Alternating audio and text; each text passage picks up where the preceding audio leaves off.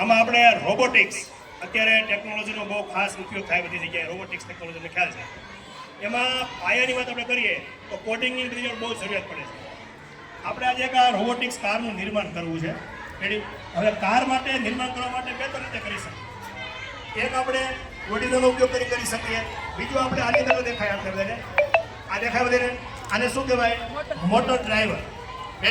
આ મોટર ડ્રાઈવરનો ઉપયોગ કરીને તમે કરી શકો છો. ત્યાર પછી બધાએ આ એક નાની સર્કિટ જોઈ છે. આને શું કહેવાય? કેટલાને ખબર છે? બ્લૂટૂથ. સરસ. અને શું કહેવાય? બ્લૂટૂથ. તો મોબાઈલ સાથે તમે કનેક્ટ કરી અને બ્લૂટૂથથી પણ કાર ઘણી વાર તમે ચલાવતા જોયા હોય એવી કાર આપણે નિર્માણ આજે કરવાની છે. સાથે સાથે આપણે કાર એવી પણ બનાવી છે એની અંદર આપણે આગળ યુવી સેન્સર મૂકવું છે જેથી કરીને ગાડી તમને ફોલો કરે. એવું બની શકે ગાડી ભટકાતી હોય તો રોકાઈ જાય. તમે રોબોટ જોયો ઘણી વાર દિવાલ પર જાતો હોય તો ઊભો રહી જાય છે. નાની કાર તમે જોયું હોય એની અંદર ક્યાં સેન્સર વપરાતા હોય તો કે આઈઆર અને યુવી. આપણે અલગ અલગ સેન્સરની વાત કરીએ તો અહીંયા આપણે જોઈએ તો કઈ રીતે કામ આપે? કોણ કહેશે? બોલો. ઉભા થઈને બોલો બેટા. ઉભા થઈને બોલો. આગળ કોઈ વ્યક્તિ આવે તો તે વ્યક્તિ કે વસ્તુને ડિટેક્ટ કરે. વસ્તુ કે વ્યક્તિને ડિટેક્ટ કરે. ચાલો એના પછી આ કઈ રીતે કામ કઈ રીતે કરે? આમાં જે ઓબ્જેક્ટ એલઈડી હોય છે તેમાંથી ઇન્ફ્રારેડ વેવ બહાર આવે છે. સામે કોઈ ઓબ્જેક્ટ સામે આવશે તો તે વેવ પાછી તેની સાથે ભટકાઈને પાછી આ રિસીવર એલઈડી તેને રિસીવ કરશે જેથી આ ઇન્ફ્રારેડ સેન્સર છે તે કામ કરશે.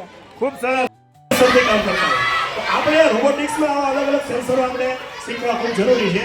હવે હું તમને વાત કરું એમાં આ ઓડીનો કોઈ પણ પ્રકારનો જે તમે વિચાર લેતા હોય એ વિચાર તમે કોડ નાખી લેપટોપની મદદથી તો તમે કોડિંગ તમે કરી શકો. એની અને વસ્તુ તમે બનાવી શકો. તો આપણે સરસ મજાની ઘણા મિત્રો બનાવી નાખી છે. ગ્રુપમાં ઉભી જાઓ ભાઈ. એ ચાલુ છે છોકરી.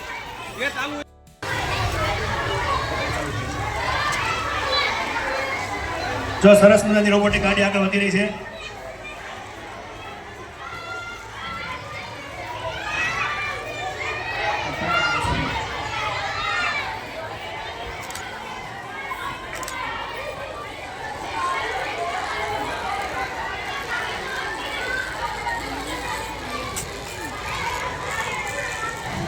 ચલો આપણી આ બીજી ટીમ છે એને કંઈક અલગ રીતે બનાવી છે. તમારે રેડી?